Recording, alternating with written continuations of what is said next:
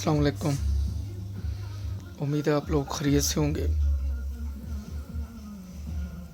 मेरा channel like करें, subscribe करें, दुआओं में याद रखें, सर्दी से एहतियात करें। बस ये जो पीक डेज़ हैं ये 31 जनवरी तक होते हैं। जैसे ही फरवरी शुरू होगी तो 15 फरवरी के बाद ये मूंगफली के स्टॉल वगैरह ये मार्केट से गायब होना शुरू हो जाएंगे। मौसम अंगड़ाई लेगा, सर्दी सुबह और शाम को होगी, दोपहर को मौसम कदरे बेहतर रहेगा और उसके बाद मार्च में मौसम गुलाबी हो जाता है। तकरीबन जैसा सुबह वैसा ही दोपहर और शाम को भी पहले जैसी सर्दियाँ अब नहीं है, क्योंकि शहर में ट्रैफिक का इज़्दिहाम है। हर बाइक, हर कार का इंजन एक हीटर ही समझ लें और लाखों की तादाद में रोड के ऊपर ट्रांसपोर्ट व्हीकल्स चलती हैं, मुतहर्रक रहती हैं, जिससे वो सर्दी नहीं जो आज 130-40 साल पहले होती थी। फिर हर घर में गीज़र है, गीज़र भी अपनी एनवायरनमेंट में इर्द गिर्द हीट छोड़ता है। उसके बाद हर घर में कुकिंग हो रही है, उससे भी फ़र्क पड़ता है। फिर किसी भी रोड पे चले जाएं तो आपको शवारमा के पॉइंट, बर्गर के पॉइंट नज़र आएंगे, बारबेक्यू नज़र आएगी, वहाँ भी बेकिंग हो रही होती है। तो ज़ाहिर है जब बेकिंग होती है तो उससे हीट की एवेपोरेशन होती है, जिससे फ़ज़ा में खुनकी कम हो जाती है, उतनी ठंडक नहीं रहती। हाँ, जो हमारे रूरल एरियाज़ हैं, देहातों में, वहाँ पे मंज़र कुछ मुख्तलिफ होता है। खेत होते हैं, सब्ज़ा होता है, दरख्त होते हैं, फिर खेतों में पानी होता है, उसकी वजह से वहाँ पे सर्दी की शिद्दत ज़्यादा होती है। अब आए असल मौजू की तरफ। जब से ये नई गवर्नमेंट आई है हमें बड़ी उम्मीदें तो अब भी हैं, लेकिन एक एक करके दम तोड़ रही हैं। कहाँ ये गवर्नमेंट प्राइम मिनिस्टर हाउस की भैंसों को बेचने, गाड़ियाँ बेचने से शुरू हुई थी, आज खोखर बरादरान के महल गिराने तक आवाम को तो कुछ नहीं मिला, सिवाय इसके कि जो गैस का बिल 200 था वो अब 800 पे पहुंच गया है। बिजली के बिलों को देखें तो जो बिल किसी को 1700 रुपये आया है उसमें 700 रुपया फ्यूल प्राइस एडजस्टमेंट है, बाकी जो 1000 है उसमें 400 टैक्सीज है और जो जेन्युइन बिजली का बिल है वो सिर्फ 600 रुपया है। ये हालात हैं और आम आदमी के लिए बहुत मुश्किल हालात हैं। मैं अक्सर दुकानों पे विज़िट करता हूँ, मेरा ख़ुद सुपर स्टोर भी था, तो कस्टमर बहुत ज़्यादा तंग है। वो जो ग्रोसरी और दूसरी तमाम चीज़ें 500 रुपये में आ जाती थी, अब 1500 रुपये में आती हैं। बता चुका हूँ कि जो ऑयल का पैकेट 170 का था वो आज 280-290 का है। इसी तरह दूध का डब्बा जो 120-30 का था अब 150-55 का है। इसी तरह शैम्पू, साबुन, चाय, रोज़मर्रा की तमाम चीज़ें। चिकन अब फिर तकरीबन 300 पे शूट कर गया है। यही हाल सब्ज़ियों का है। हाँ, गली मोहल्लों में जो रेहड़ियों पे आते हैं उनके पास सस्ती सब्ज़ियाँ होती हैं, लेकिन एक इख्तिमाल होता है कि उनका जो स्केल होता है वो ठीक नहीं होता, यानी उनका कंडा या तोल जो होता है ना, उसमें याद रखें हमेशा गड़बड़ होती है। चीज़ वाकई उनके पास सस्ती होती है।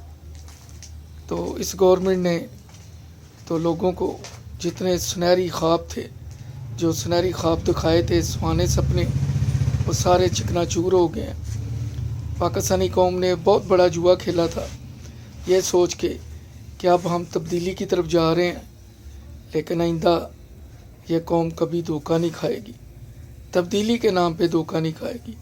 वो जैसे भी थे, जिस तरह की भी थे, आम आदमी को सुकून था। اب تو ہر گھر میں گیس بجلی کا بل جب گرتا ہے تو ایک قسم کا بم گرتا ہے. کہاں سردیوں میں 3,000 تک زیادہ بل آتا تھا، اب وہ 6,000 تک پہنچ گیا ہے. بہت مشکل ہے ایک عام آدمی کے لیے سروائیو کرنا. یہی سمجھ لیں کہ جس کی 40,000 سیلری تھی اس کی 20,000 رہ گئی ہے. اب وزیر اعظم صاحب کہتے ہیں گھبرانا نہیں، جو وزیر مشیر ہیں وہ بھی یہی کہتے ہیں. لیکن عام آدمی کو اگر نیب نے کچھ ریکوری کی ہے، کھوکھر پیلس گرائی ہے، گائیں بھینسیں بیچی ہیں، گاڑیاں بیچی ہیں، عام آدمی کو تو ابھی تک 1 روپے کا فائدہ نہیں ہوا. پتہ نہیں کون سے لوگ ہیں جن کو اس کا بینیفٹ جا رہا ہے. ہاں، اس کو سادہ زبان میں آپ سیاسی انتقام ضرور کہہ سکتے ہیں، جس سے موجودہ حکمرانوں کی تسکین ہوتی ہے.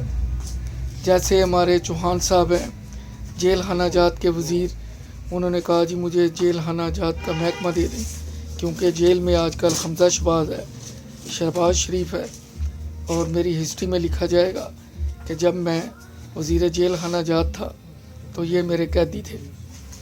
کہاں گئے وہ شیخ رشید صاحب جو کہتے تھے ML1 میری زندگی کا سپنا ہے، میری زندگی کی آخری خواہش ہے کہ یہ بنے اور میں اس کا کریڈٹ لوں. لیکن وہ ML1 منصوبہ پتہ نہیں بنا نہیں بنا، لیکن شیخ صاحب وزارت اطلاعات کے وزیر بن گئے ہیں، ریلوے کا محکمہ چھوڑ کے چلے گئے ہیں. اسی طرح لوگوں سے وعدہ کر کے لوگوں کو راہوں میں چھوڑ کے چلے گئے ہیں.